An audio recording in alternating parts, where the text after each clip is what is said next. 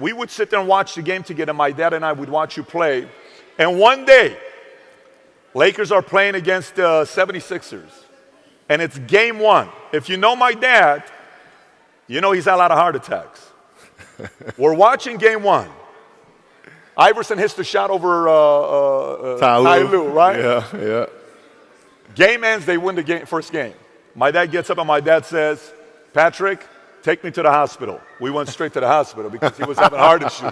So that's how much we go back watching you grow up. You know, watching you play. It was amazing doing what you did for one organization for 20 years. But, you know, before we get into it and kind of talk about what you're working on today and some of the mental toughness stuff here, if I was in high school with you, yeah, outside of your game, outside you playing ball, who was Kobe Bryant as an individual and personality in high school? If we were in high school together. Much the same that I am now, actually, which is extremely curious. Extremely curious. I had a great teacher in high school. Her name is Jane Mastriano, who I'm still very close to. And she sparked my curiosity in writing. And the reason why I felt it was important at the time was not for the writing's sake or not for storytelling purposes, but there are things in story, inherently in story, that can help me be a better basketball player, be a better teammate, a better leader, understand emotions better. So that's why I got into storytelling, actually. So it's just insanely curious, man. And, you know, trivial things weren't going to pull my attention. It had to be things weren't going to pull my attention. It had to be things that I had a purpose. I wanted to be one of the best basketball players to ever play. And anything else that was outside of that lane, I didn't have time for. At what age did that goal become crystal clear? I made that deal with myself at 13 years old. At 13 years old? 13 years old. That's the deal I made. You were crystal clear about it? Crystal clear. And where did inspiration come from? The love of the game. The love of the game, the challenge. Like, I would watch Magic play. I'd watch Michael play. And I would see them do these unbelievable things. And I'd say, you know, can I get to that level? I don't know, but let's find out.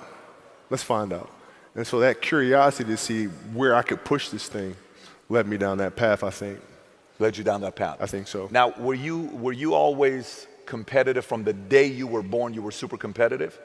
Competitive with things that I participate in. So I'll put it to you this way. So, like, you know, Michael is competitive in all things that don't make sense. Right? Ping pong. Yeah, it's just, you know what I'm saying? So, like, he would try to get me to play golf all the time. Mike, I know about you. I've written books report about you in, like, elementary school. Like, I know you started playing golf when you were in Carolina. So that means if I'm doing the math, you've been playing golf for, like, 100 fucking years. I have not picked up a golf club. Ever? Ever. The last thing you're going to do is get me on a golf course and annihilate me. I'm not going to do it. You've never picked up a golf club? No, I did it one time, and I was hitting like 400-yard grounders. Grounders. And so it got my competitiveness going. Like, I got to learn this game. But then I broke my finger during that year, and then I couldn't play much, and that was it. So the one thing when I see with you, and I think about, like, brain and I think focus. Like, you know how so many different things brain can get distracted on, and I'm going to put focus on this and focus on this and focus on this. Mm-hmm. Do you think one of the edge you had over everybody else was the biggest percentage of your focus was on one thing? Mm-hmm. Do you see it that way? Like, that was my edge over everybody else? I do. At the time, I didn't really understand that, right? So, you know, basketball for me was the most important thing. So everything I saw, whether it was TV shows, whether it was books I read, people I talked to, everything was done to try to learn how to become a better basketball player. Everything. And so when you have that point of view, then literally the world becomes your library to help you to become better at your craft. The world becomes your library to help you improve your craft, better your craft. Yes, indeed. So because you know what you want, the world's giving you exactly the information you need to become better at it. Because you know what you're looking for. Yeah.